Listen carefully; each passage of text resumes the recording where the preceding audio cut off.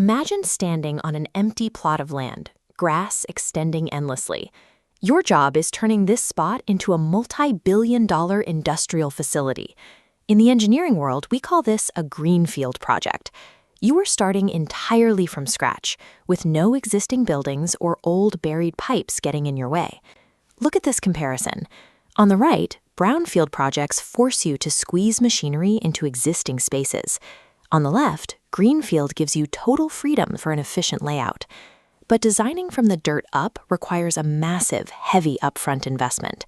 When you are spending that much cash right out of the gate, you need a strict, predictable map to follow.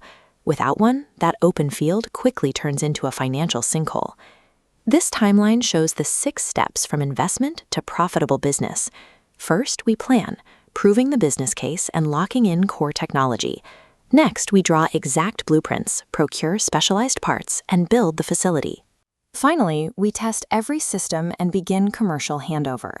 Moving through these 6 stages takes thousands of people with highly specific skills.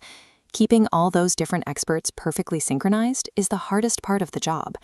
This diagram illustrates how we solve that problem. Right in the middle is the project engineer. Think of them like an orchestra conductor, making sure the process, mechanical, civil, and electrical teams are all playing the exact same sheet music. If they get out of sync, the mistakes are highly expensive. Imagine the civil engineering team pouring millions of pounds of concrete for a foundation, only to find out the mechanical team decided to use a machine that weighs twice as much as originally planned. We start with the process flow diagram. The left side simply maps how basic ingredients combine into steam, but execution requires exact details. On the right, that single step expands into a highly intricate web of pipes and valves, the actual execution blueprint. A whole factory will have thousands of these highly intricate webs. If you are managing the entire project, you cannot possibly keep track of every single nut and bolt yourself. You need a way to group them together. This graphic breaks down our true scale. A modern facility contains millions of tiny hardware pieces at the bottom layer. To manage that chaos, we use packaging, bundling those parts into distinct, trackable units, like this industrial fan system. This graphic shows how that works in practice. We gather the exact spots where the machines bolt into the floor from the civil team, the power needs from the electrical team, and combine them into one master purchase order for the company building that fan. Equipment packages must interlock perfectly. If the cooling tower on the left outputs water just 3 degrees too warm, it stalls the adjacent condenser. That condenser then slows down the main power turbine, and suddenly the entire plant misses its profit targets. Buying the best standalone machines will not save you.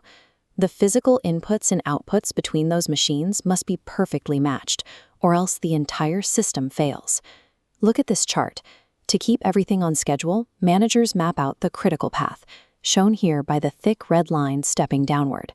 It is the absolute minimum sequence of steps needed to finish the job. If a task is on that red line, there is zero room for error. A 2-week delay waiting for a permit pushes back the opening day of the entire facility. This S-curve tracks the financial health of the timeline. It compares planned cash spend against the physical building actually completed. But look at this shaded area. If physical progress falls behind cash burned, a gap forms.